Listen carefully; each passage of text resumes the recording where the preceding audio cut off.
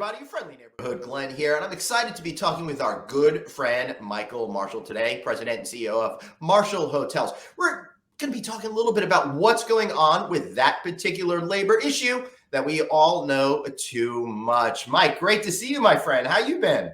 I've been good. It's good to see you as well. Yeah, so it's really great to see you. And I'm sorry that as an industry, we're struggling so much with this labor issue. Of course, it's on the top of everybody's mind, but I'm really curious is how are you feeling right now about that particular situation with property level help? And I should add that Mike's got over 75 hotels in his portfolio and something like more than a dozen states. So you're really in the thick of it across a whole lot of different jurisdictions.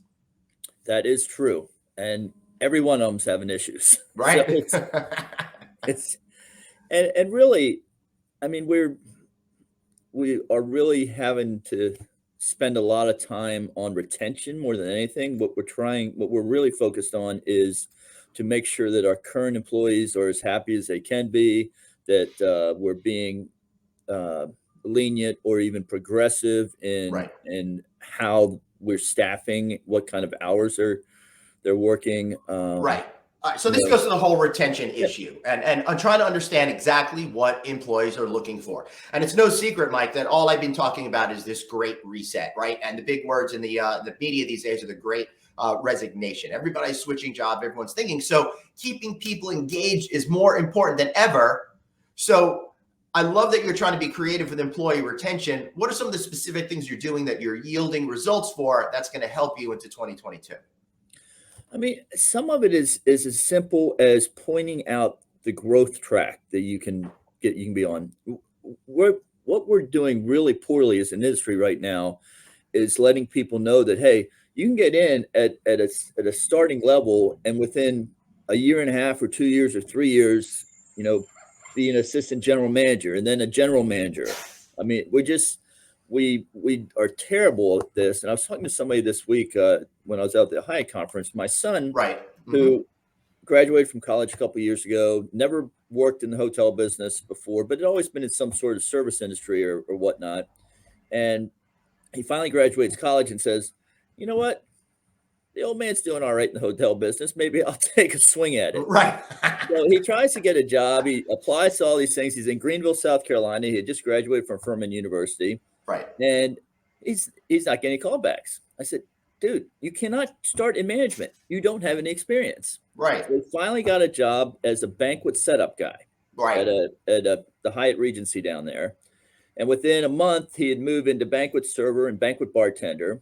Mm-hmm. And then they moved him to the front desk. Then he moved him to a front desk supervisor. And then he ended up as a sales coordinator, all within a year and 2 or 3 months. What a wide variety of experiences that help build your portfolio of jobs to get you to that next level. So by clearly explaining that to your staff, it gets them more engaged. And you said you're creative with scheduling as well?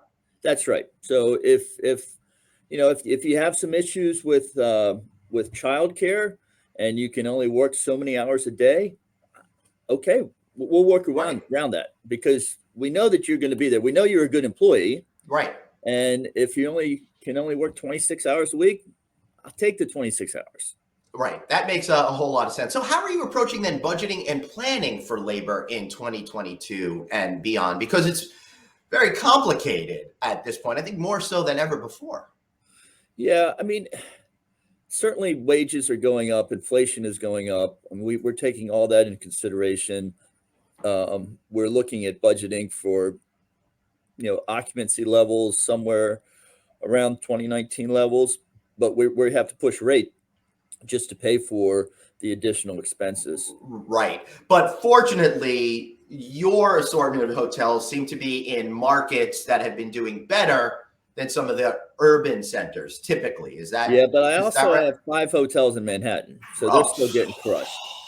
They are. I feel for you. That is a very painful situation to be in. So one thing I am curious before we wrap up is, have you thought about how you might be using technology maybe to optimize labor costs? I'm a huge fan of workplace optimization software, really helping get to understand the minutes that are spent on different routines, for example.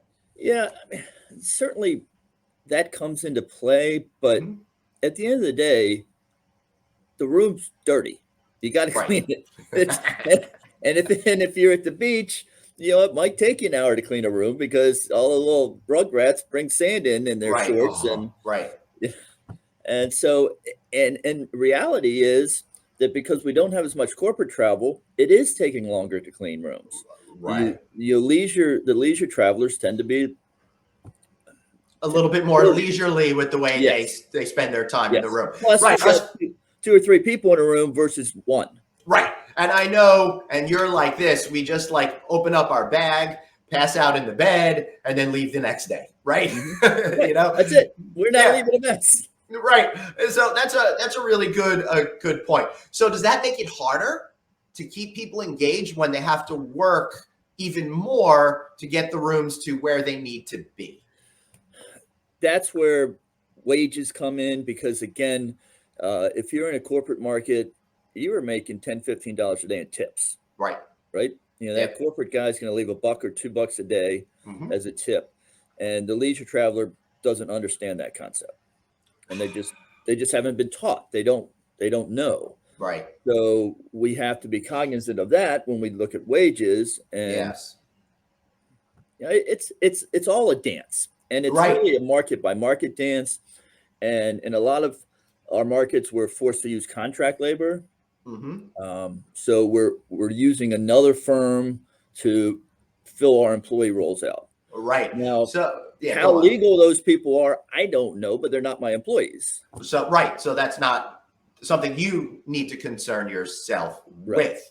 Right. So you're above the board. You're doing the right thing. You're trying to engage your employees, give them opportunity to be more successful within the organization. I love all of that, Mike. How can we learn more about Marshall Hotels?